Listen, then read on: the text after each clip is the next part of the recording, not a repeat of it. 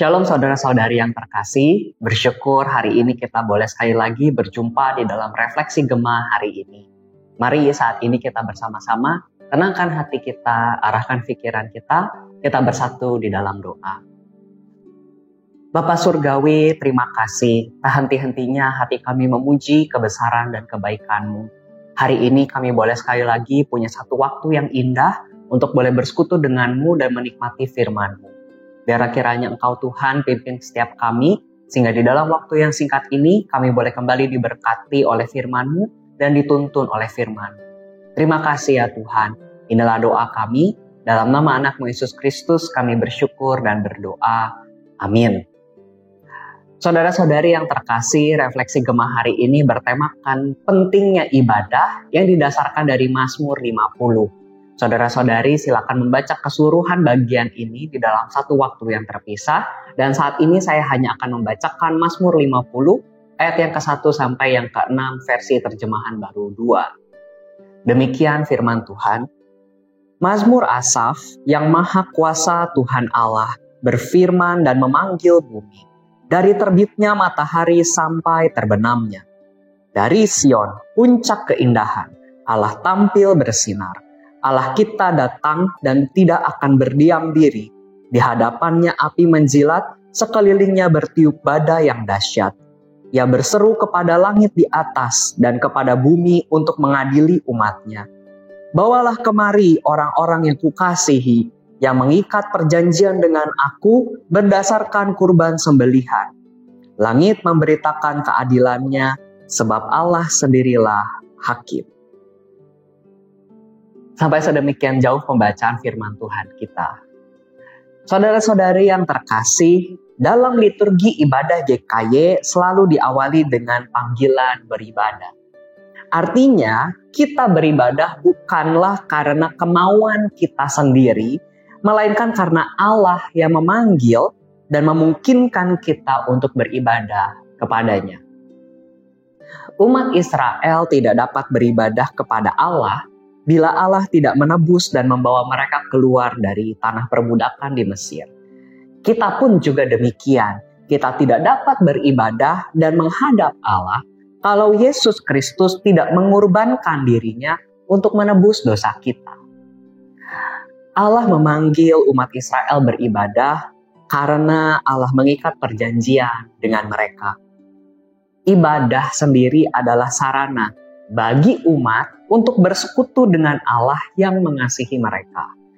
Melalui ibadah, umat Israel diingatkan terus bahwa mereka adalah milik Allah dan kepada Allah saja seharusnya mereka mengabdikan diri.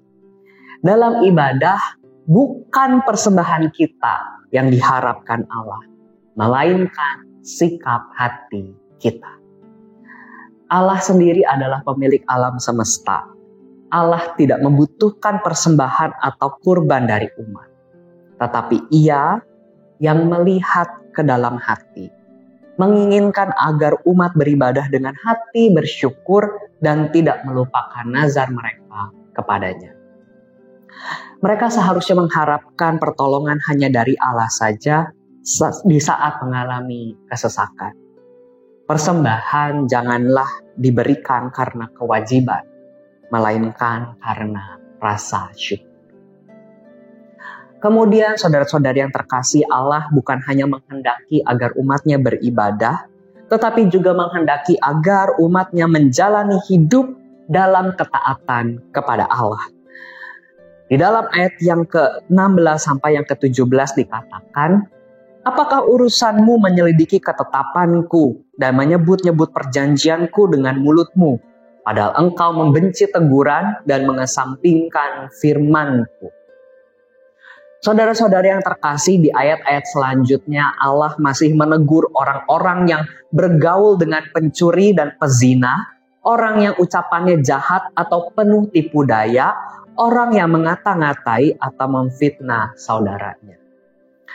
Banyak orang di dalam hidup ini beranggapan bahwa ibadah dan kehidupan sehari-hari adalah dua hal yang terpisah.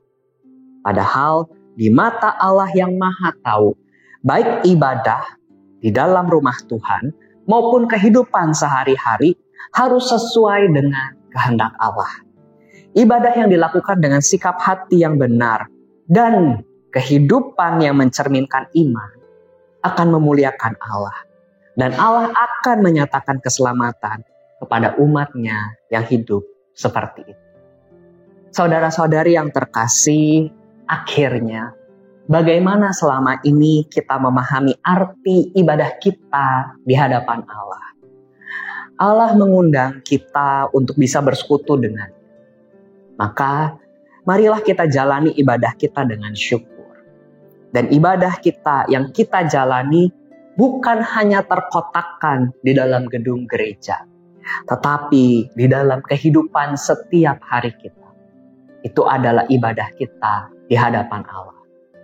Saudara-saudari, setelah refleksi ini silakan mengambil waktu sejenak untuk merenungkan bagaimana saat ini Anda menjalani setiap harimu. Bagaimana setiap kita menjalani setiap hari kita. Masihkah kita hidup sembarangan dan sesuka hati? Seolah tidak ada Tuhan di dalam hidup kita. Mari di dalam ketenangan bercakaplah dengan Tuhan.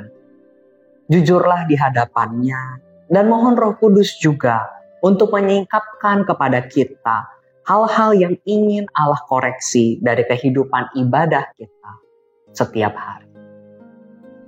Mari saat ini kita mengakhiri perenungan refleksi Gemah hari ini di dalam doa.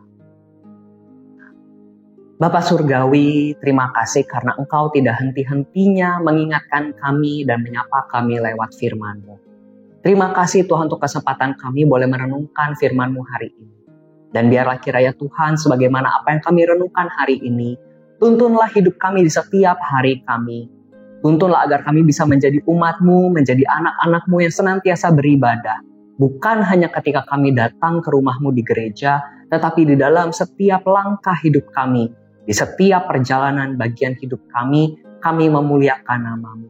Kami menjadikan semua yang kami kerjakan ini sebagai bentuk ibadah kami, sebagai bentuk ekspresi kami yang mengasihi Engkau di setiap hari kami. Terima kasih Tuhan. Inilah doa kami. Hanya dalam nama anak Yesus Kristus kami bersyukur dan berdoa. Amin.